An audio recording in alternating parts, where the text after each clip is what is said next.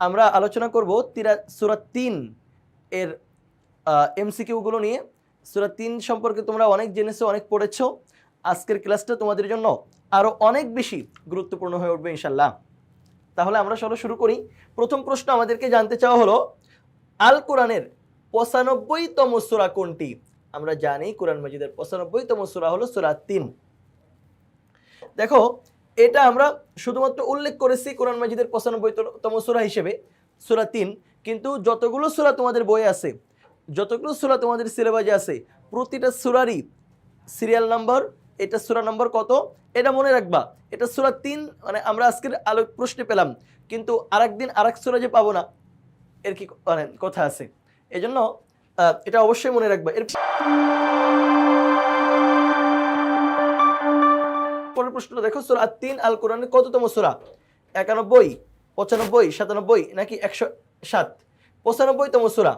এটা দুই ভাবেই প্রশ্নটা আসতে পারে, যে কোনো সূরার কথা উল্লেখ করে, শুধু সূরা 3 না, যে কোনো সূরা, সূরা ইনশিরাহ, সূরা মাউন, যে কোনো সূরা, আরো যতগুলো সূরা আছে সবগুলো সূরার যে কোনো সূরা, যে এটা মানে দিয়ে দিতে পারে যে কোরআন মাজিদের 95তম সূরা কোনটা, 107তম সূরা কোনটা, 108তম সূরা কোনটা। আবার প্রশ্নের উল্টাও আসতে পারে যে এই সূরাটা কোরআন মাজিদের কততম সূরা। যেভাবেই আসুক না কেন সেভাবেই মুখস্থ রাখতে হবে। একটা উদাহরণ হিসেবে উল্লেখ করা হয়েছে, বাকি যে কোনো সূরা থেকে এই প্রশ্ন আসতে পারে। আত-তিন শব্দের অর্থ কি? আত-তিন এটা শব্দের অর্থ কি? প্রতিদান, সর্বোচ্চ, আঞ্জির বা ওই যে ডুমুর জাতীয় ফল, নাকি খেজুর বা আনার? আত-তিন শব্দের অর্থ আঞ্জির বা ডুমুর জাতীয় ফল। এটার বাকি যে অর্থগুলো দেওয়া আছে এই অর্থগুলো না। আঞ্জির একটি পর্বত, মূর্তি, সহিফা, ফল। আঞ্জির একটি ফল। এরপরে আমরা 56 নম্বর প্রশ্ন পড়লাম। 57 নম্বর প্রশ্নে আমরা চলে যাব। পরের পৃষ্ঠায় আমাদেরকে যেতে হবে 57 নম্বর প্রশ্নে। আল্লাহুম্মা সাল্লি আলা সাইয়্যিদিনা মুহাম্মদ। হ্যাঁ, আমরা পেয়ে গেছি 57 নম্বর প্রশ্ন। সূরা আত-তিনের প্রথম 3টি আয়াতে আল্লাহ তাআলা কয়টি বস্তুর শপথ করেছেন? আচ্ছা দেখো, আমরা আগে দেখি যে আল্লাহ তাআলা কয়টা জিনিসের শপথ করছেন, এরপর উত্তর দিব।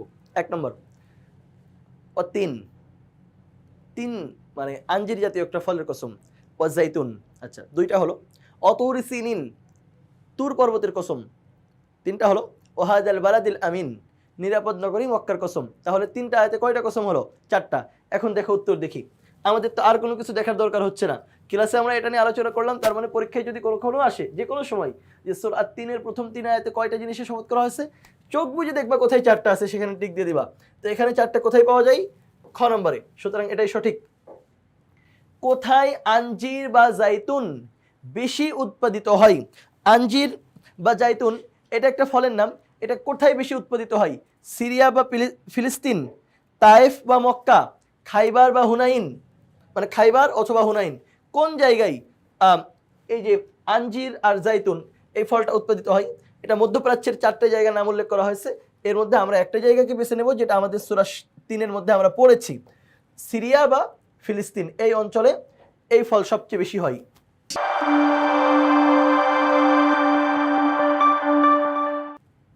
নিরাপদ নগরী বলতে বোঝানো হয়েছে জেদ্দা, মদিনা, তায়েফ নাকি মক্কা?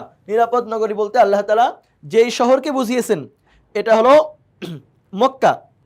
এরপরের প্রশ্ন আমাদের 60 নম্বর প্রশ্ন।